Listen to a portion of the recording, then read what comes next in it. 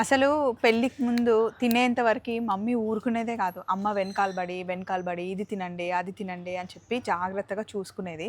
కానీ ఇప్పుడు ఆ వాల్యూ అర్థమవుతుంది కదా! అవును. చిన్నప్పుడు అమ్మ ఏమన్నా తిడితే అబ్బా వీళ్ళు ఎప్పుడు ఇంతే ఇట్లా తిడతారు అది ఇది అని చెప్పి అనిపించేది. వన్స్ మన బేబీస్ పుట్టిన తర్వాత ఆ ఇంపార్టెన్స్ అర్థమవుతుంది, వాళ్ళు ఎందుకు తిట్టారు అని చెప్పి నాకైతే చాలా బాగా అర్థమైంది. మా అమ్మ ఫోన్ చేసి సమ్మర్ హాలిడేస్ కదా ఇంటికి రండి అని అనింది. సరే అని వెళ్దామని మేము అందరం డిసైడ్ అయ్యే లోపల మా మమ్మీ ఊరికెళ్ళింది. చందంపేటలో ఇంట్లో పని నడుస్తుంది అని. కానీ ఎప్పుడైనా సరే అండి, మదర్ అయిన తర్వాతనే మదర్ వాల్యూ తెలుస్తుంది. అమ్మ నాన్న తర్వాతనే మనల్ని ఎవరైనా ప్రేమించేది. ఆ వాల్యూ అనేది వాళ్ళ తర్వాతనే మనం నేర్చుకోవాలి.